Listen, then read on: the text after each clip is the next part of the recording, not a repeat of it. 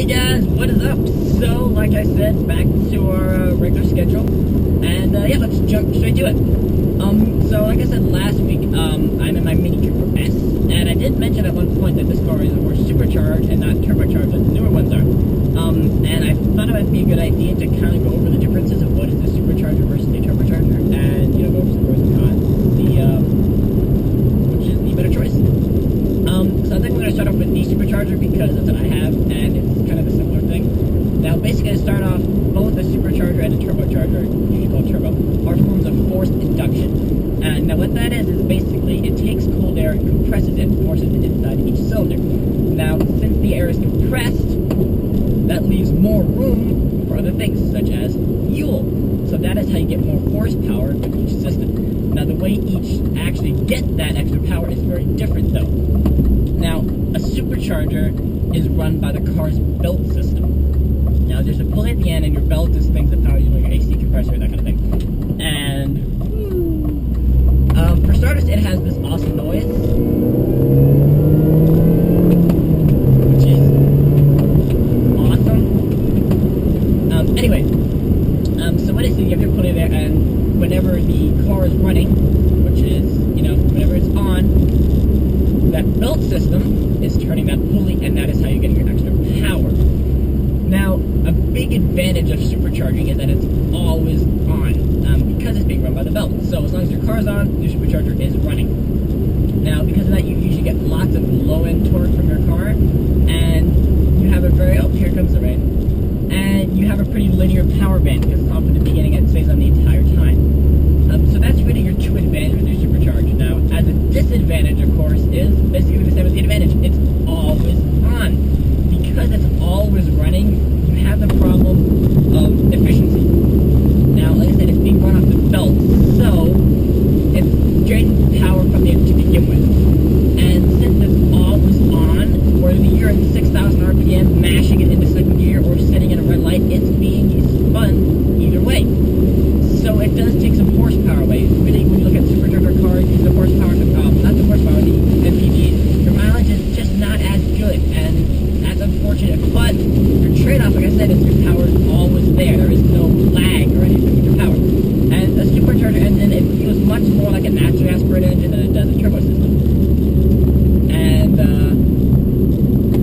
I'll tell you why in just a second. And that's because the turbo system works much, much differently.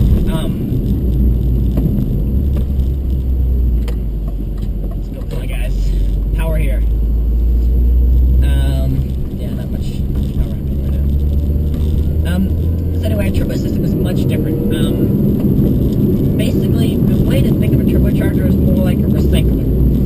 What it does is there's a turbo system, turbo, inside your engine. Now you have a custom header, which all your exhaust gases go, and all those gases go into your turbo, and they spin the turbo, and that's how you produce your power. So, advantages. Well, for starters, it's not always on. Even though as long as your car doesn't have exhaust gases, there's usually at lower RPMs not enough to spin that turbo. So when you're just sitting in traffic, if you're accelerating slowly, 2,000-3,000 RPM, your turbo system probably won't ever be running. So your MPGs will not suffer from that. However, there is a disadvantage, a big disadvantage, and that's a term that I'm guessing most of you guys have heard of in the amount of world, and that is turbo lag. And if your car has enough of it, it can really just kill the driving experience. Basically, what turbo lag is that lag time from when you mash your foot on the gas, your car starts to spin up, RPMs go up, all this gas is go inside the turbo, spin the turbo, and then your power comes on. So of course, that sounds like a long process. It happens much quicker, but there is still a lag to it, and that can kind of kill the whole experience because you mash your foot down and then nothing, and then it just goes on, and it's kind of annoying, especially when you really want to go into your power band, you just don't. This especially is the case with big turbos. A really big turbo system. You can be in 6th gear at 40 miles per hour, put your foot down, and nothing happens because there's just not any power coming through. Because your turbo is not just getting spooled up yet. Now, this can be solved. Many systems, especially now, which are more advanced, have been able to minimize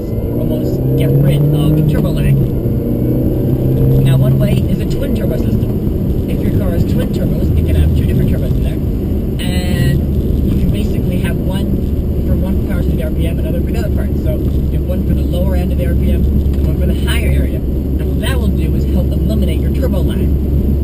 BMW is very popular with. They do that in a lot of their cars. They also have a twin power turbo, which is not actually two turbos. It's just two scrolls inside your turbo, and that can also help with it. So there is a way to deal with it, but you're always going to have just a little bit of little tiny turbo lag, which you just don't get from Supercharger. Like I said, of course, your advantages with that is that you're not using any MPGs on that.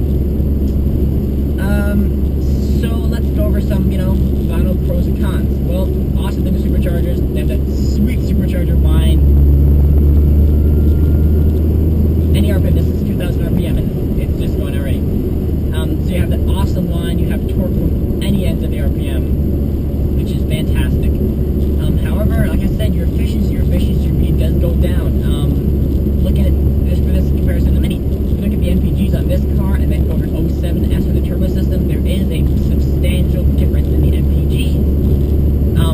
If efficiency isn't a really big thing for you, let's say you're introducing like a drag car or a race car, it doesn't really matter to you, then go for the Supercharger, because that will really get you all your power you need, and efficiency doesn't matter to you, so go for it. However, turbo systems are much, much more popular, and really they're becoming more popular now with efficiency as they're compared to really getting massive power out of the engine. Look at any really modern car, 2013, 2014, many of them do have turbo systems. Very, very few have superchargers. And because, of course, in today's world, efficiency is everything. There's a guy in a Mustang with his head in the air right now. They're just, really efficiency is a big thing in today's world, and the turbo systems is where you get that. You get that good power and, mixed with a good efficiency in there. So that's becoming really popular. Again, pros and cons, turbo systems. Pro, efficiency. They're really a lot more efficient than the superchargers are. Of course, your turbo lag. If, you want instantaneous power, a turbo is not the way to go. It's just, there is going to be a little delay. I'm not talking 5-6 seconds. I mean, this is a tiny little bit of time, but there is a lag to it, which you just do not get from superchargers. That being said, too, turbo systems are a lot more complex. Like I said, you're basically recycling all your energy, and that's a lot harder than just making new energy. So, as a result, engines get really hot. Turbo systems are very hot, so you need an intercooler, you need a boost controller. With the supercharger, just throw the supercharger on, and it'll be basically done. You can add an intercooler if you want to, but they're not really required. On turbo systems, they're a lot more complex. Really, I think at the end of the day, it just comes down to your preference. There's no one is better than the other. You say, well, supercharger is better because your power is always on. Yeah, but your efficiency isn't as good. The turbo is better because the efficiency is better. Yeah, but you have your lag to it. So there's no real answer to which system is better than the other. It's just differences. And, whichever one is right for you, it really depends on your car. It depends on your driving style. And let's have some supercharger noise.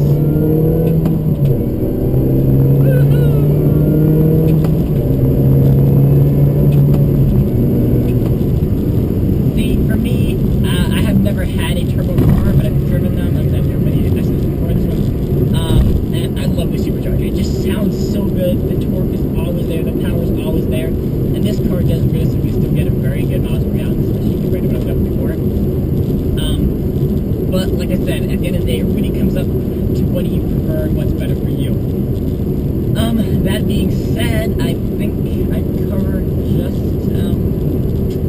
about it. I hope that wasn't too dirty, techy for you guys about the different systems and everything. But I do think it helps out for lots of people who are looking to either get a car new that comes with a turbo supercharger or maybe adding it up to your current car. Just hopefully help you out. If it did, I'd appreciate if you guys hit that like and or favorite button. To see more videos of me, push subscribe. You can see all the other things that I do.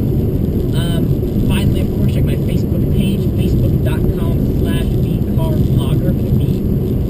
For more up-to-date things and stories that I post occasionally. I haven't really posted much on there recently, but I do sometimes. So yeah, that's just about it. We're looking at 10 minutes now, and I think that's pretty good. So yes, I guess I'll see you guys next week.